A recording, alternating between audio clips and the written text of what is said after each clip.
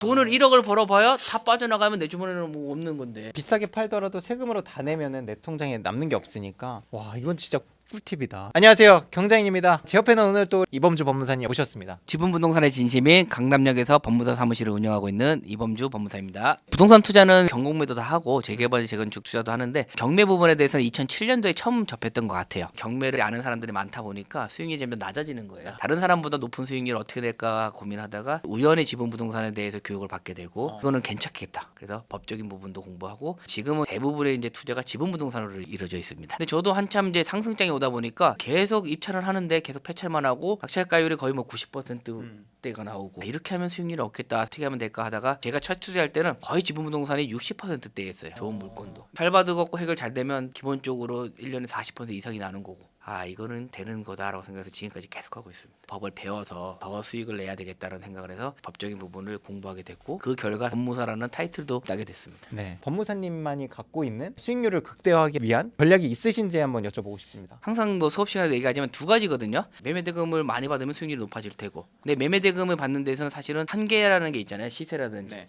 그거를 좀 수익률을 높이기 위해서 저는 빠르게 해결하고 빠르게 매도하는 방법을 좀 많이 얘기를 하는 편이에요. 몇 가지 방법이 있는데 첫 번째는 이제 빠른 명도죠. 사실 명도를 빨리 하면 할수록 빨리 대팔 수 있기 때문에 같은 금액을 받아도 수익률은 2배, 3배로 뜰 수 있다. 빠른 명도를 하려면 금전적인 거를 요구할 수 있을 텐데 협상력이 문제거든요. 무조건 이사비를 준다는데 안 준다가 문제가 아니라 점유하고 있는 사람들을 만나서 그 사람이 가지고 있는 특징을 좀 파악을 하셔야 돼요. 나이라든지 성별이라든지 직업이라든지 국적이라는 거. 최근에 수업 들으신 분께서 부천에 있는 부분에 대해서 명도를 의뢰한 게 있으세요. 살고 있는 분이 조선족이에요. 좀 무섭다고 생각해서 저한테 맡겼는데 잔금 납부하기 전에 바로 명도 이사비 하나도 없이 내보냈어요. 이런 부분은 좀 약간 팁을 드리자면 국적이 상실될까 봐 두려워하시는 분도 있으세요. 법적인 부분을 잠깐만 건드려주면 이분들은 스스로 뭔가가 나한테 불이익이 있을 거라는 생각을 많이 하세요. 그래서 이분은 잔금할 때 대출 받으셔가지고 이사비도 하나도 안 드리고. 와 이건 진짜 꿀팁이다. 조선족이라고 하면 일단은 선입견이 있잖아요. 맡기신 분도 분명히 그러셨을 거고, 오히려 이제 법무사님 법 쪽에 또 계시고 그 법적 지식이 있기 때문에 법무사라는 그 타이틀이 갖고 있는 힘도 막강하다고 생각을 해요. 그런 거 나름대로 뭐 명함의 힘이 크긴 편이에요. 그렇죠. 그래서 상대방이 가지고 있는 상황을 좀 잘 파악해서 거기에 맞게끔 적재적소에 들어가는 부분이기 때문에 필요하다면 이사비도 줘야 되고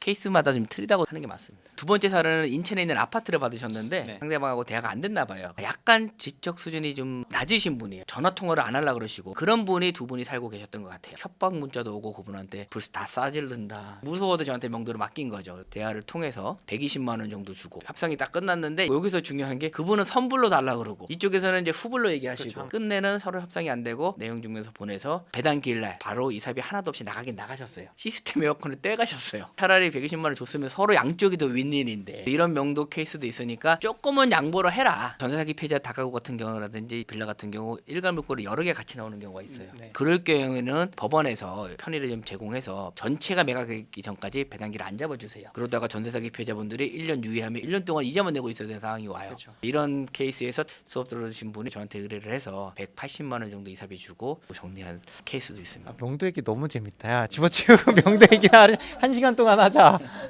또 시간이 있기 때문에 또 넘어가서 명도에 대해서 앞에서 얘기를 나눴고요. 그 외에 또 다른 것들이 있는지. 두 번째는 이제 수익률을 극대화하기 위해서는 세금인 거죠. 사실은 얼마 버느냐가 주는 게 아니라 내 주머니에 얼마가 딱 들어오느냐가 중요한 거잖아요. 절세 방법에 대해서는 저는 이제 세 가지 정도를 생각하고 있는데 개인으로 사서 개인으로 매도할 경우도 있는데 법인으로 매도를 한 다음에 법인에서 다시 매도를 하게 되면 개인은 양도소득세를 내지만 법인은 법인세를 내기 때문에 세금이 좀 절약이 돼요. 그 방법이 개인 매매 사업자보다도 절세가 되나요? 법인은 2억에서 200억 사이는 9%이기 때문에 도움이 되죠. 두 번째 같은 경우는 6월 1일이 가세를 매기기 위한 기준의 일자거든요. 4월 달에 낙찰을 받아서 6월 1일 이후에 잔금을 납부를 해라. 그리고 6월 1일 전에 매도를 해라. 그러면 종부세나 재산세는 한 번도 안 내게 되죠. 기한 후 납부라는 게 있으니까 지연이자를 내더라도 그걸 안 내는 게 훨씬 더 싸게 먹히는 거죠. 그리고 뭐 4월 달에 받으시면 2주 정도 매각 허가 결정 기간이 있고 잔금 납부 이 부분이 있기 때문에 4월 중순쯤 받으면 잔금 날짜를 6월 2일 이후로 잡히기 때문에 하나의 절세 방법이지 않을까 생각해. 마지막으로는 분산 매도. 엊그저께도 낙찰을 받으셔가지고 명도를 저한테 의뢰해서 협의를 봐서 당일날 정리를 했는데 바로 매도가 됐어요. 내놓자마자. 매매 사업자로 매도를 하게 되면 이게 양도소득세를 내는 게 아니라 종합소득세를 내잖아요. 그렇죠. 그러니까 올해 분양가를 판 게 또 있대요. 그러면 합산이 되니까 계약금을 최대한 많이 받아서 10월 달에 하고 잔금은 1월 1일로 미뤄라. 분산 매도하게 되면 내년으로 넘어가니까. 내년 거랑 합산되니까. 마지막으로 매매 사업자를 이용한 2월 가세를 좀 이용해라. 매매 사업자는 올해 대한 부분에 손해가 봤으면 내년에 이득을 보면 상계 처리가 가능해요.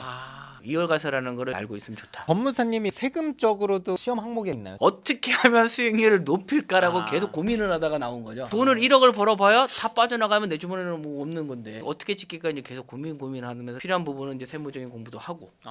비싸게 팔더라도 세금으로 다 내면은 내 통장에 남는 게 없으니까 빠른 명도를 하고 그리고 세금을 아끼고 다른 파트가 있을까요? 절세하는 방법 중에 하나 같은 경우는 가서 토지를 좀 이제 들어가잖아요. 1,000만 원 미만에 대한 부분에서 뭐 명의를 좀 분산시키면 기본 공제, 인적 공제가 1년에 250만 원 정도가 있잖아요. 예를 들면 1,000만 원짜리 가서 토지 들어가는데 혼자 1,000만 원 다 들어가는 게 아니라 3명에서 분산을 하게 되면 330만 원씩 나눠지잖아요. 1,500이 뭐 자기가 매도를 했다 그러면 수익률이 한 150만 원 정도 될 텐데 1년에 인적 공제 부분이 250이기 때문에 세금이 0원이다. 물건 가격 자체가 엄청 낮으면 세금을 안 낼 수 있는 그런 방법을 말씀해 주셨습니다. 이렇게 얘기를 들으니까 보시는 눈이 일반인들보다 훨씬 더 넓고 세금적인 지식도 많으시고 교육생분들과 밀착해서 알려주면 좋겠다라고 저희가 만든 게 1대1 케어 지분 아니지 않습니까? 이 강의에 대해서 간단히 소개를 주시면 좋을 것 같습니다. 1대 케어 지분 사업법은 지분 부동산을 이용해서 사업하는 반이라고 생각하시면 됩니다. 법무사님의 타이틀을 걸고 하는 안전한 투자 클래스 1대1 클래스고요. 가장 안정적이면서 좀 수익을 낼 수 있게끔 하는 방법이 뭘까 고민하다가 지분 부동산으로 사업을 하면 어떨까라는 생각을 좀 해봤어요. 어제 뉴스를 봤는데 자영업자 중에 4명 중에 3명은 월 100만 원도 못 받는다고 그러더라고요. 저도 한 20년차 자영업자지만 만만치가 않아요 사실은. 부동산을 가지고 사업을 해보면 어떨까라는 고민을 하다가 이제 시작된 반이에요. 물건을 발굴하는 것부터 물건을 해결하는 것까지 세금적인 부분이나 명의적인 부분을 또 이용해서 어떻게 하면 극대화해서 수익을 낼 수 있는지를 토탈적으로 제가 다 1대1로 케어를 해주는 반이라고 생각하시면 됩니다. 물건 찾는 것부터 당사자랑 협의가 안 됐을 때 또 소송이라든지 이런 것도 직접